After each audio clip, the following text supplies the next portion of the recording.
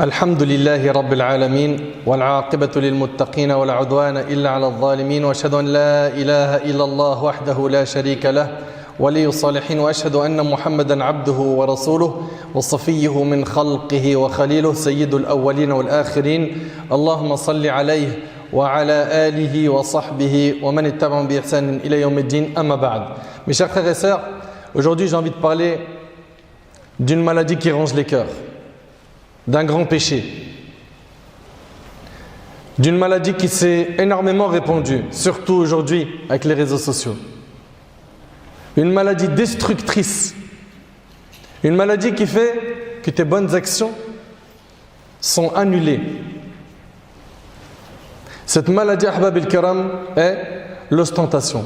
Qu'Allah tabaraka wa ta'ala m'en préserve ainsi que vous. L'ostentation, c'est quoi?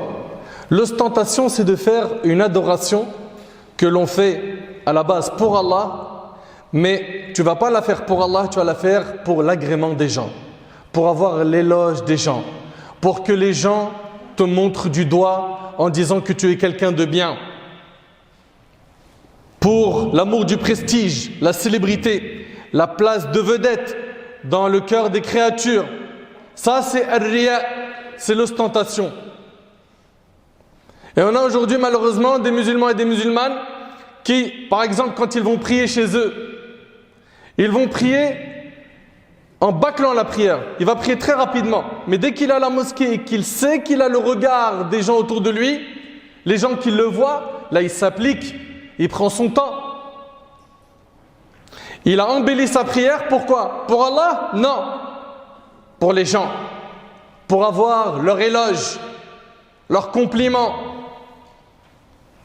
Toute personne qui agit avec ostentation, qu'il ou elle sache que sa récompense, elle se limitera aux paroles des gens. Tu auras des compliments, c'est ce que tu recherchais. Tu voulais briller, tu brilles. Tu voulais être pointé du doigt, aujourd'hui tu veux pointer du doigt. Tu voulais être connu, célèbre, aujourd'hui tu l'es. Ça y est, ta récompense, tu l'as eu fait de dunya. Ne t'attends pas à avoir des récompenses yawm al-qiyamah pour ces actions que tu as faites avec ostentation, que tu n'as pas fait pour Allah tabaraka wa ta'ala. Et qu'est-ce qu'on a aujourd'hui? Des réflexes qui finalement émanent d'un cœur plein d'ostentation. Il va à tout prix vouloir montrer qu'il connaît des gens pieux, se prendre en photo avec eux, s'afficher avec eux dans les réseaux sociaux, dire moi tout à l'heure je vais rencontrer tel cheikh, je m'assois chez tel professeur, j'étudie chez un tel, là maintenant je vais aller dans l'assemblée d'un tel. Tout ça c'est par ostentation. Ahbab al-kiram, ce sujet-là il est gravissime. L'affaire de la sincérité c'est quelque chose d'important. Tu te dois, mon frère, de combattre l'ostentation par les invocations, par la discrétion, par pas mal de choses qu'on va évoquer aujourd'hui. Pourquoi? Pour que tu sois sincère. Parce que c'est soit tu es sincère, soit tu es dans l'ostentation. Ahbab al-kiram. Sufyan al-Thawri, rahimahullah, ce grand savant parmi nos pieux prédécesseurs, a dit: je n'ai jamais traité une chose plus difficile pour moi que mon intention, car elle change sans cesse. Allahu Akbar. Et il en est ainsi. Il se peut que pendant un discours, pendant un prêche, pendant une bonne action que tu es en train de faire, au début tu étais sincère. Tu as regardé comment les gens ils étaient émerveillés, éblouis par ton discours et tu l'as embelli, tu as rajouté un peu de miel. Ces rajouts ne sont pas comptés. Ils sont annulés parce qu'ils sont faits par ostentation, ils ne sont pas faits pour Allah. Donc une personne peut se retrouver à faire quelque chose au début pour Allah et en milieu de chemin ou à la fin, il se retrouve à avoir quoi? L'ostentation qui touche son cœur. C'est pour ça, ahbab al-kiram, il faut toujours se poser la question avant une action, pendant l'action, après l'action. Pourquoi je l'ai fait? Pourquoi j'ai parlé? Pourquoi j'ai gardé le silence? Pourquoi je me suis affiché dans tel endroit? Pourquoi j'ai cliqué sur live sur Instagram? Pourquoi je veux me mettre en avant? Est-ce que je veux mettre en avant le dîn d'Allah ou ma personne? Ahbab al-kiram, fait partie aussi de l'ostentation le fait de délaisser une bonne action par crainte que les gens disent de toi que tu es généreux, pieux, etc. Par exemple, j'allais donner 10 € à la mosquée. J'ai vu tout le regard des gens autour de moi, je me suis abstenu. J'ai dit, si je donne les 10 euros, ils vont me voir, ils vont dire que je suis généreux et donc l'ostentation peut toucher mon cœur. Le fait de faire une bonne action pour les gens ou délaisser une bonne action pour les gens, dans les deux cas, tu es dans l'ostentation. Et c'est pour ça que Al-Fudayl ibn Iyad, il a dit la sincérité est qu'Allah te préserve des deux. De faire pour les gens ou de délaisser pour les gens. Toi, tu fais pour Allah et tu avances tout droit. Ahbab al-Kiram, l'ostentation est l'un des péchés du cœur les plus nocifs pour l'âme et pour l'œuvre. Fait partie des grands péchés. Allah tabaraka wa ta'ala nous dit dans sourate al-Baqarah Ya ayyuhalladhina amanu la tubtilu sadaqatikum bil manni wal adha kalladhi yunfiqu malahu ri'a an-nas wa la yu'minu billahi wal yawmil akhir. Oh les croyants, n'annulez pas vos aumônes par un rappel. Tu fais une aumône et tu rappelles à la personne, tu te rappelles, c'est moi qui t'a donné ça, c'est moi qui t'a offert ça, c'est moi qui t'a acheté ça. N'annulez pas vos aumônes par un rappel ou un tort par la langue par exemple, comme celui qui dépense son bien par ostentation. On voit bien ici dans le verset que celui qui agit par ostentation, son œuvre est vaine. Comme celui qui dépense son bien par ostentation devant les gens sans croire en Allah et au jour dernier.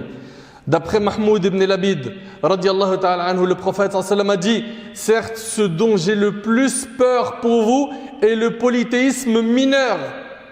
Et comme vous le savez, il y a le polythéisme majeur qui fait sortir de l'islam et il y a le polythéisme mineur qui ne fait pas sortir de l'islam. Mais c'est un péché qui est grave. Les compagnons ont dit qu'est-ce que le polythéisme mineur? Le prophète sallam répondit c'est l'ostentation. Le jour du jugement, lorsqu'Allah va juger les gens, il va dire à celui qui pratique cela partez vers ceux pour qui vous faisiez de l'ostentation dans la vie d'ici-bas et voyez si vous trouvez une récompense auprès d'eux rapportée par Ahmed. Allahu Akbar. Allahumma hafadna min al-riya. Allahumma ij'alna min al-mukhlisin ya Rabb fi al-aqwali wal-a'mal.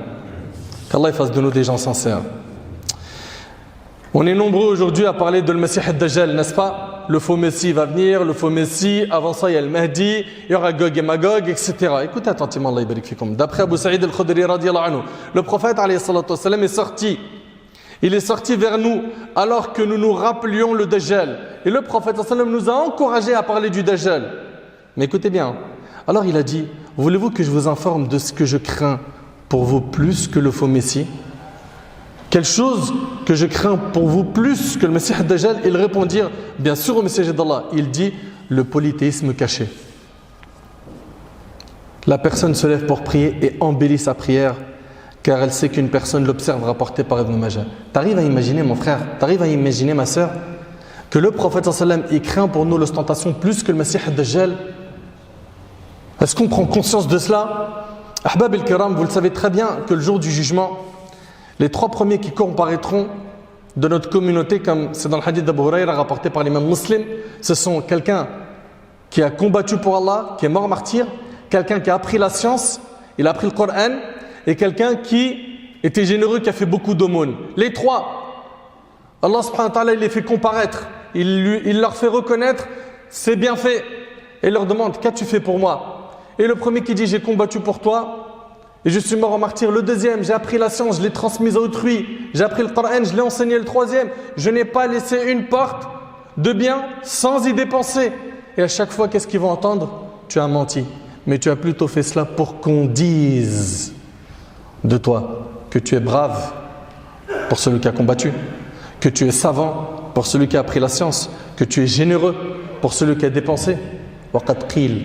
Et cela a été dit. Ta récompense, tu l'as eue. Tu voulais des fleurs, tu voulais des éloges, tu voulais marcher dans la rue et être reconnu, tu l'as eu ta récompense, tu cherches quoi?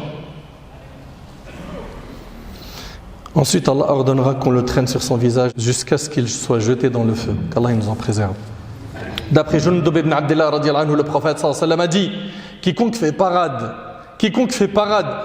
de ses œuvres par ostentation, c'est-à-dire il montre ses œuvres par ostentation, Allah dévoilera ses intentions corrompues le jour de la résurrection et étalera son scandale devant les gens, rapportés par Bukhari et Muslim. Allahumma hafadna ya Rabb. Allahumma asturna fawqa al-ard wa tahta al-ard wa yawm al-ard alayk. T'imagines un petit peu mon frère que tu es là en train de dévoiler tes bonnes actions, tu es en train de les étaler et à la fin Allah subhanahu wa ta'ala il dévoile ton vrai visage le jour du jugement et c'est un scandale. D'après Mu'adh ibn Jabal radiallahu anhu, dans le même sens, le prophète sallallahu alayhi wa sallam a dit tout serviteur qui agit ici-bas en vue de se faire une réputation ou de se mettre en évidence verra Allah dévoiler sa mauvaise intention devant toutes les créatures le jour de la résurrection. Rapporté par At-Tabarani avec une chaîne de transmission qui est bonne. Subhanallah. Ahbab al-Kiram, ces bonnes actions qu'on fait, on doit les faire pour Allah. On ne doit pas les faire pour les gens. Le jour du jugement, tu n'as pas de compte à rendre aux gens. Tu as des comptes à rendre à ton Seigneur, Azza wa Jal. Sois intelligent. Et puis, médite un petit peu. Si ces personnes aujourd'hui, pour qui tu fais le maximum d'efforts, de bonnes actions, pour t'acheter une belle image, s'ils connaissaient ta réalité, tu penses qu'ils seront proches de toi jusqu'à aujourd'hui? Allah tabaraka ta'ala, il connaît ce que chacun d'entre nous vaut. Œuvrons avec sincérité. D'après Abu Hurayra radiallahu anhu, le prophète sallallahu alayhi wa sallam a dit, Allah exalté soit-il a dit, je n'accepte pas que l'on me donne des associés. Celui qui accomplira un acte d'adoration dans lequel il m'aura donné des associés, je l'abandonnerai à son polythéisme, rapporté par l'imam Muslim. Ali ibn Abi Talib radiallahu anhu a dit, écoutez attentivement s'il vous plaît, barakallahu fikum, ce sont des paroles poignantes. Il a dit, lil mura'i arba'u alamat. Il a dit, l'ostentateur a 4 signes. Il fait preuve de paresse dans les adorations lorsqu'il est seul. Wayanshat idha kana fi an-nas. Il est motivé dans les adorations lorsqu'il est avec des gens. Wayazidu fil 'amali idha uthniya alayhi. Il augmente ses bonnes actions lorsqu'il reçoit des éloges. Wayanqusu idha dhumma. Et les diminue lorsqu'il reçoit une critique. Faisons le bilan avec nous-mêmes. Quand on est seul, ça nous arrive d'ouvrir le mushaf, le Coran. Quand on est seul, ça nous arrive de nous dire, allez, je vais rester un petit peu avec moi-même, je fais un peu de dhikr, j'évoque Allah subhanahu wa ta'ala, je lave mon cœur. Quand on est seul, ça nous arrive de dire, tiens, j'ai envie de rajouter des prières surrogatoires avant dhuhr, après dhuhr. Ou est-ce qu'on est tout le temps obligé de faire cela quand il y a des gens pour s'acheter une image? À un moment donné, il faut se remettre en question. Les gens, tu leur dois rien le jour du jugement. Sois clairvoyant, sois intelligent. Non, aujourd'hui, chaque bonne action, il jeûne lundi et jeudi, il fait tout pour que les gens le sachent. Oh là là, comment j'ai soif. J'ai les lèvres là, elles sont collées. Tu veux de l'eau? Non, non, non. Vas-y, tiens, prends un verre d'eau. On est lundi, mon frère. Ouais, excuse-moi, et lundi est... Tu sais très bien, lundi, je jeûne, mon frère. C'est quoi ça? C'est quoi ça? Aujourd'hui, il y a des gens, ils ne sont pas capables de faire une bonne action sans le dire à quelqu'un. Il ne peut pas dormir sans dire ce qu'il a fait comme bonne action à quelqu'un de ses proches, de ses amis, de son entourage. Il n'y a pas un moment donné, tu te dis, la discrétion c'est bien, ça paye. Je vais faire des bonnes actions sans le dire à quelqu'un. La hawla wa la quwwata illa billah al-ali al-azim. Allahumma rzuqna al-ikhlas fi al-qawli wal-amal. Ya Allah, accorde-nous la sincérité dans les paroles et les actions. Bien évidemment, ahbab al-kiram, on a dressé un constat amer, mais sachez qu'à chaque fois qu'il y a une maladie, il y a son remède. Le prophète sallam a dit, soignez-vous aux serviteurs d'Allah, car Allah n'a pas mis une maladie sans qu'il lui donne un remède. Il y a un remède à tout. Il y a un remède à tout. Le prophète à la fin du hadith, il dit, sauf une maladie qui est la mort rapportée par l'imam Ahmed. Ahbab al-kiram, pour pouvoir soigner cette maladie, la première des choses, il faut apprendre à connaître Allah, à vénérer Allah tabaraka wa ta'ala. Le connaître comme il le faut, le craindre en secret, en public. Avoir espoir en lui et en sa miséricorde. Et également avoir peur de son châtiment. Ahbab al-kiram, mon frère, ma soeur, pense à ce qu'Allah a préparé aux sincères.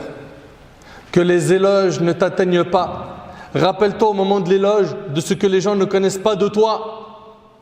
Rappelle-toi de cela. Ne parle pas de toi en te jetant des fleurs. On a des gens, c'est incroyable. À chaque fois qu'ils parlent, ouais, mais je te l'avais déjà dit ça. Mais tu comprends pas que ça, j'étais déjà dans le futur depuis très longtemps. Mais ça, je le savais, mais je le connaissais. Je connais tout, je sais tout. Toujours là à quoi? À flatter son ego, à jeter des fleurs. Ne sont jamais de cela. Les pieux prédécesseurs, ils faisaient l'inverse. Nos ancêtres, ils accusaient leur nefs, leur ego. Ne jette pas des fleurs en parlant de toi ou en rapportant les éloges qui te sont faits par autrui. Ne sois pas de cela. Tout ça, ça peut nuire à ta sincérité. Également, demande à Allah tabaraka wa ta'ala de t'aider. Le prophète alayhi salatu wa sallam a dit: ne vais-je pas vous indiquer une invocation qui, si vous la proférez, Allah ôtera à votre rencontre l'association, qu'elle soit en petite ou grande quantité. Ils dirent, bien sûr, au messager d'Allah, il leur indiqua de dire: Allahumma inni a'udhu bika an ushrika bika wa ana a'lamu wa astaghfiruka lima la a'lamu. Oh Allah, je te demande de me protéger contre le fait de t'associer alors que je sais, et je te demande pardon pour ce que je ne sais pas, rapporté par l'imam Ahmed. Habab al-Kiram, ne pensez pas que le diable il va nous laisser tranquilles. Et ce sujet de la sincérité, c'est un sujet qui a besoin de souffle, de patience, de persévérance, de constance, et un parmi les moyens les plus efficaces pour être sincère auprès de ton Seigneur, et c'est avec ça que je termine. Et je vous demande toute votre attention, Allah yabarik fikum, c'est d'être discret dans les bonnes actions. Le prophète alayhi salatu wa sallam, dans le hadith de Sa'd ibn Abi Waqqas radiyallahu anhu, a dit: Allah aime l'homme pieux. Pieux, on sait c'est quoi? At-taqi, c'est quoi at-taqi? C'est at-taqwa, c'est fi'l al-ma'mur wa tark al-mahdhur, faire ce qui est obligatoire, délaisser ce qui est interdit. Ça, c'est quelqu'un de pieux. Allah aime le serviteur pieux, riche du cœur, attention, c'est surtout riche du cœur ici, et discret, rapporté par l'imam Muslim. Le discret est celui qui ne cherche pas à se mettre en avant, ni à montrer ses bonnes actions. Abu Umam al-Bahili radiyallahu anhu, écoutez avec moi ces quelques histoires pour terminer. Ce compagnon, il prit un jour à la mosquée, celle-ci était pleine, puis un homme se leva et pria 2 rak'at. Et en prosternation, il pleura énormément. Après sa prière, il essuya ses larmes. Abu Umama, le compagnon, alla le voir radiyallahu anhu, et lui a dit: c'est une bonne chose que tu pleures, mais ça aurait été mieux que tu fasses cela chez toi. Ces larmes-là, fais-les couler chez toi discrètement. En public, c'est dangereux. Ils vont dire quoi? Ah, mashallah, il suffit que tu entends ça ou tu vois ça, quelqu'un d'émerveillé par ces larmes qui coulent par crainte d'Allah, et ton cœur il est touché. Par quoi? Ah, je suis quand même quelqu'un. Ah, mashallah, ça va, je suis bien. Tamim ad-Dari, il a été interpellé par un homme qui lui a dit: combien de prières pries-tu la nuit? Tamim se mit en colère et répondit: par Allah, je préfère ne prier aucune prière, ou même prier une seule prière en cachette, que de prier toute la nuit et de le dire aux gens. Ça, c'est nos ancêtres. Ibrahim ibn Adham disait: ne demandez pas aux gens s'ils jeûnent ou pas le lundi et le jeudi. Pourquoi? Vous mettez la personne entre 2 choix. Soit il va le dire et il peut tomber dans l'ostentation, soit il va mentir. Muhammad ibn Wasi' rahimahullah a dit: j'ai vécu dans une période où il y avait des hommes qui dormaient sur le même coussin que leurs femmes, et ils pleuraient par crainte d'Allah sans que leurs femmes ne s'en aperçoivent. Ils étaient discrets. Et ça, c'est le comportement du musulman. Il est discret. Et il se remet en question au moment où il est au moment du sommeil. Et il a dit: j'ai rencontré ensuite des gens qui priaient à côté de nous, qui avaient rempli leur barbe. Ils avaient mouillé leur barbe de larmes sans que ceux qui étaient autour ne s'en rendent compte. Même quand ils pleuraient discrètement. Subhanallah. Al-Hassan, il dit: une fois j'étais avec Abdullah ibn al-Mubarak dans un endroit où il y avait de l'eau à boire. Abdullah ibn al-Mubarak, c'est un grand savant. Il s'approche pour boire. Les gens ne l'ont pas reconnu, l'ont bousculé. Il n'a pas été traité comme d'habitude. D'habitude, quand les gens ils le voient, c'est le grand savant, il n'aurait pas fait la queue. Il aurait ramené le verre d'eau là où il est. Là, ils l'ont bousculé. Et qu'est-ce qu'il a dit? Il a dit: Mal aïshu illa hakadha. Ça, c'est dans Sifat al-Safwa. Yani, haythu la nu'raf wa la nuwaqqar. Il a dit: la vie ne doit être que comme cela, quand on n'est ni connu ni honoré. S'il vous plaît, barakallahu fikum, repartez avec cette phrase. La vie ne doit être que comme cela, quand on n'est ni connu ni honoré. Dans ton fort intérieur, ne te prends pas pour je ne sais quoi. Sois humble. Fahbab al-Kiram, gardons en tête que la mission n'est pas impossible d'être sincère. Allah tabarak wa ta'ala ne peut pas nous donner un ordre qui est impossible. Allah azza wa jalla dit: La yukallifu Allahu nafsan illa wus'aha. Allah ne fait pas porter à une âme une charge au-dessus de sa capacité. C'est possible d'être sincère, mais ça demande beaucoup d'efforts, de la discrétion, des invocations, que tu en fasses un souci. Et attention, ne tombez pas dans le désespoir. Ne laissez pas Shaitan vous ouvrir la porte au waswas. Donc moi, j'ai jamais été sincère, rien ne sera accepté. Accrochez-vous à quoi? À la miséricorde d'Allah. Implorez Allah, demandez à Allah, faites les causes. Renforcez votre foi, apprenez bien votre religion, vénérez votre Seigneur Jalla fi'ula, et vous verrez qu'Allah tabaraka wa ta'ala fera de vous quelqu'un de sincère. Par contre, la personne sincère ne se sent jamais sincère. Et c'était comme ça qu'étaient les compagnons radiyallahu anhum. Le jour où tu vas dire, moi c'est bon, je suis sincère, comme nos ancêtres ils disaient, quiconque vend en lui de la sincérité, sa sincérité a besoin de sincérité. Enfin, chacun d'entre nous, il doit faire l'effort et c'est pas un petit sujet, c'est un sujet qui est très important. An-niyya, dans plusieurs livres de hadith, c'est d'ailleurs par cela que commencent les savants, commencent par la sincérité. Faisons l'effort nécessaire et j'implore Allah tabaraka wa ta'ala de m'accorder ainsi qu'à vous la sincérité.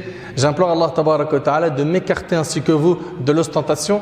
J'implore Allah azza wa jal de soigner nos cœurs de toutes ces maladies qui rongent les cœurs et qui sont destructrices, qui sont anéantissantes. J'implore Allah tabaraka wa ta'ala de nous préserver de tout mal et de nous accorder une bonne compréhension de la religion et surtout une bonne fin. As'Allah subhanahu wa ta'ala an yanfa'ani bima qultu wa yanfa'akum bima sami'tum.